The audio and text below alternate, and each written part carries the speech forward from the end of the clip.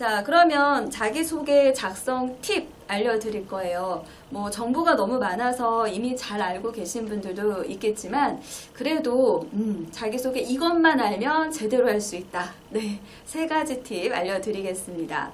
자, 첫 번째는 핵심 키워드를 정하는 겁니다. 사실 자기소개가 다른 질문으로 바꾸면 본인을 왜 뽑아야 됩니까? 라고 할 수 있거든요. 그렇기 때문에 진짜 자기를 소개하는 게 아니라 자신이 지원한 직무에 내가 잘 할 수 있는 적합한 사람이라는 걸 알릴 필요가 있어요. 그렇기 때문에 지원한 직무에 필요한 키워드 뽑으셔야 됩니다. 그리고 더 중요한 건 우리가 뭐 회사나 지원한 업계에서 보면은 좀 필요한 키워드들이 있죠. 또 인재상도 있고 핵심 가치들이 있는데 그러한 부분에서 키워드를 뽑으시면 좀 더 유리하실 겁니다. 예를 들어서 우리 뭐 만약에 R&D 연구개발직이다. 그러면 어떤 키워드가 필요할까요? 네, 친화력보다는 조금 창의성이 더 나을 수도 있겠죠. 그리고 영업직이다. 뭐 영업관리직이다. 그러면 뭐 성실함 이런 것도 중요하고 소통, 꼼꼼함 이런 것도 중요하겠죠. 사실 이런 안 중요한 키워드는 없겠지만 좀 더 직무에 맞는 키워드를 선택하시고 더 중요한 게 있습니다. 바로 자신의 이미지와 맞는 걸 하셔야 돼요. 네, 예를 들어서 저는 굉장히 친화력이 있습니다. 이렇게 말을 했는데 누가 봐도 표정이 지금 무뚝뚝해요. 네, 그럼 누가 믿겠습니까? 그쵸? 면접은 일관성이 있어야 되고 납득이 되어야 됩니다. 따라서 면접관 입장에서도 아 맞아, 저 사람은 왠지 진짜 책임감이 있을 것 같아, 왠지 친화력이 있을 것 같아, 이런 생각이 들 정도로 자신에게 맞는 키워드를 선택을 하시면 좋겠죠.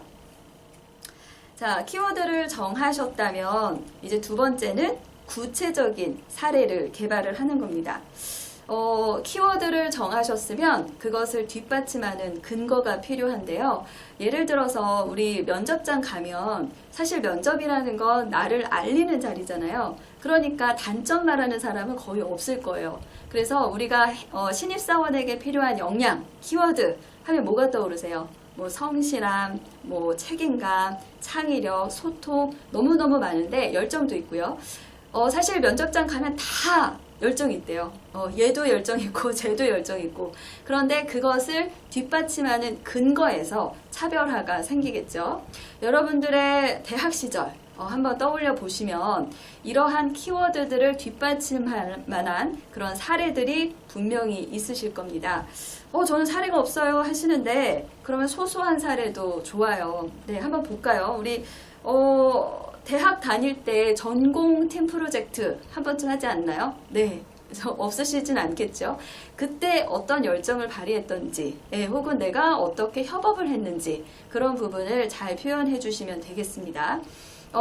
전공팀 프로젝트, 뭐 동아리, 봉사활동, 대외활동, 뭐 공모전 하시는 분들도 계실 거고, 각종 경진대회, 또 뭐 정말 없다면 그냥 배낭여행 간 거, 친구들과 그런 것도 굉장히 좋은 스토리가 되니까요. 자신의 핵심 키워드를 뒷받침할 만한 그런 사례를 개발을 하시면 됩니다. 근데 굉장히 중요한 게 있는데요. 사례를 개발하다 보면 너무 디테일하게 하시다 보면 지루해져요. 네, 사실 자기소개는 정말 요약해서 사례를 말하고 그 궁금증을 후속 질문으로 받는 게 더 좋거든요. 그래서 너무 구구절절 다 오픈하기보다는 어떤 상황에서 내가 어떤 것을 배웠고 혹은 내가 어떤 걸 했고 이런 정도의 차원에서 스토리를 좀 요약을 해주시면 좋겠습니다. 제가 사례를 한번 보여드릴게요. 만약에 저는 협력이 중요하다고 생각을 한 거예요. 핵심 키워드로. 그러면 사례로 실제 교육생들의 사례인데 예를 들어 시작을 이렇게 합니다. 저는 신입사원에게 가장 중요한 것은 협력이라고 생각합니다. 그래서 이를 키우기 위해 다음과 같은 노력을 하였습니다.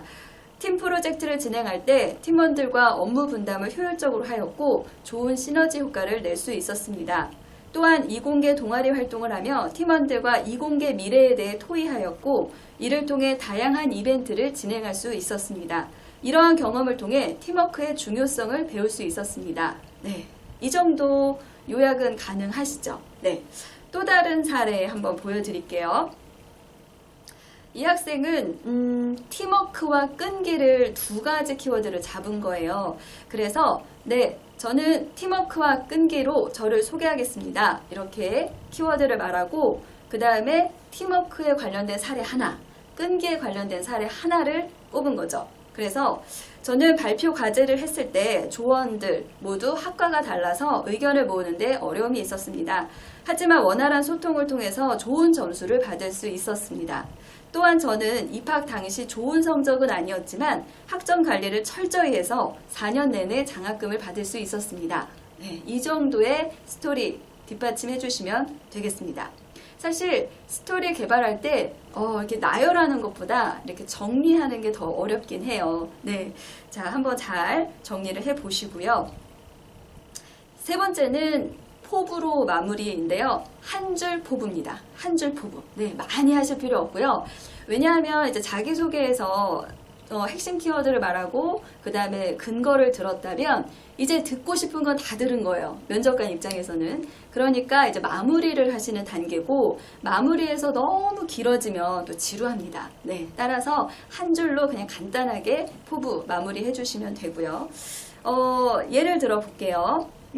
어떤 친구는 또 마케팅을 지원했는데 안녕하십니까. 포기할 줄 모르는 48시간 에너자이저 누구입니다.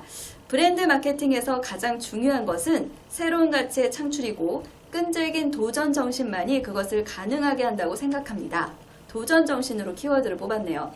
저는 한번 마음먹은 일은 절대 포기하지 않고 끝까지 도전하는 사람입니다.